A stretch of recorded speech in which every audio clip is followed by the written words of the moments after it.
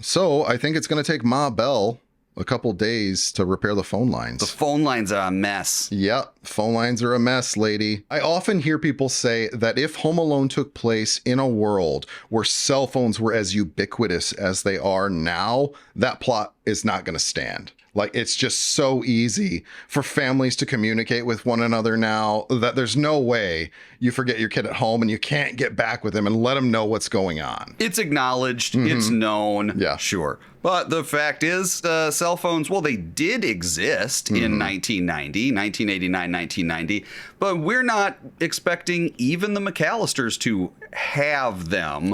I think it's possible they had a car phone, but not a cell phone. Sure. And even cell phones back then, that's not international. They may have had a cellular phone, but you wouldn't have taken that phone with you overseas. Yeah, exactly. So over the course of Home Alone, there are several scenes that involve a phone conversation. The first scene actually involves a phone conversation with Kate talking to a friend of hers. This is where we learn that the McCallisters have a dog, which his name is Ralphie, as we learned from the novelization. Not much happens in that scene as far as phones go. The next scene, though, is pretty important. The electric repairman is trying to be a good serviceman and go up and tell you what's going on with your house. Your power's back, but unfortunately, the phone lines are a mess, and it's going to take Ma Bell a couple days to patch them up, especially around the holidays. Especially around the holidays. Yep. So that's when we learn that the phones are out. And as soon as the McCallisters get to Paris, the first thing Kate tries to do is call home, I assume.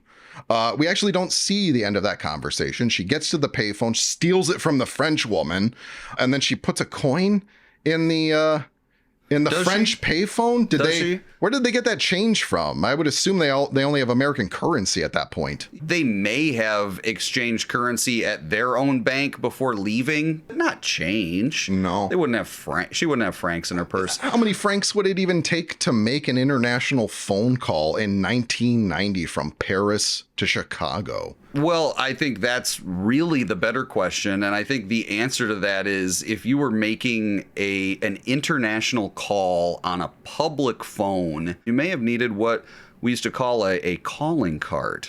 Calling card? What's that?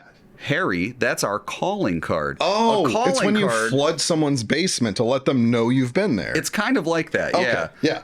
Now, how did that work internationally? I wasn't traveling internationally in the era of calling cards, but I got to imagine you could get an international calling From everything I understand, international calls are so expensive that it is pointless to try to carry around enough change to actually pay for those calls. So everybody was using calling cards. Even domestic long distance calls were expensive. You had to be cranking those quarters in. Yeah. So in that Paris scene, Kate hands her purse to her daughter and then her address book to Leslie and says, call anyone on our street, ask if they can help us, and then gives her a bunch of change. Again, like you're giving American change at a payphone. And then on top of this, Leslie says when she gets back, sorry, Kate, nothing but a bunch of answering machines.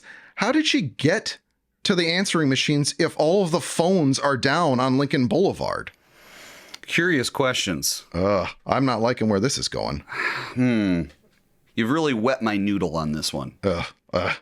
Be that as it may, we know that when the McCallisters get to Paris and Peter is making phone calls, we know through the eyes of the Wet Bandits, when we are in the Murphys' house, as the Wet Bandits are robbing the Murphys, that Peter has left a message on the answering machine. Says, we're still in Paris. The number here is 51 or whatever, right? Yeah. So now we know, we've established here in the timeline, Ma Bell has gotten the phone lines back up and running. They're the next door neighbor, right? Yep. This is on Lincoln Boulevard. Right. The Murphys' phone is working.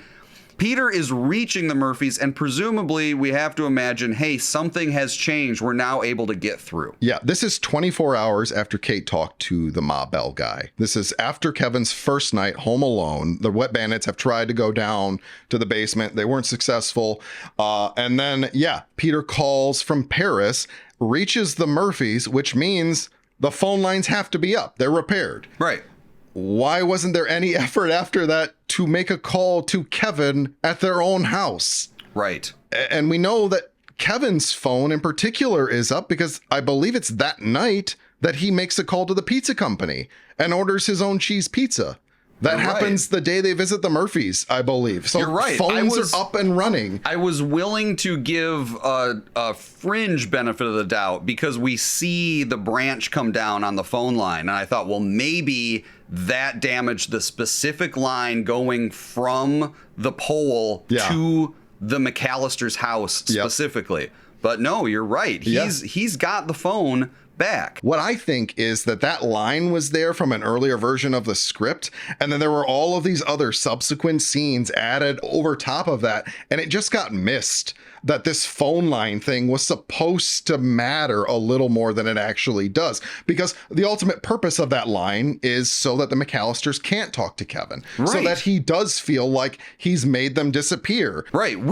That is clear. We know that we have to eliminate the very easy way for the family to contact Kevin, but then so many things continue to rely on phones. Yeah. And like the ultimate question hanging over all of this, why didn't you call Kevin? You know, like every day you're bothering neighbors. Guys, why did you never call home? I don't get it. Why did you do this? Kate is going from airport to airport into a van to drive cross country with some polka bums. Like, she's pulling out all the stops except to call the house. Nope.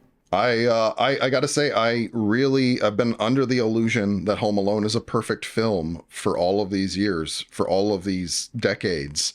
And now I'm starting to realize there are a few holes here. Look, tough love. Yeah. I think we owe it. I think the film has given us a lot. Yeah. And it's our turn to just give a little bit back. Do you know what this says to me? It says that not every film needs to hold up to scrutiny on every level. If there's enough there, if there's enough to get you in the feels, to get you in your heart, to get you to want to watch that movie every Christmas for 30 years, then maybe those plot holes don't matter. If the wet bandits falling in all of these traps cracks you up every single time that you see it, then you know what? Who cares if the McCallisters didn't call Lincoln Boulevard? A good story is often a contract with the audience. The storyteller says, I have an engaging tale to tell you for the purposes of you being entertained. And if you don't want to be entertained and you want to pick it to pieces, well, then no one's really having any fun around here, are they? Yeah, unless it's a film that deserves to be picked to pieces. But you know what? I don't think Home Alone is one of them. I'd have to agree.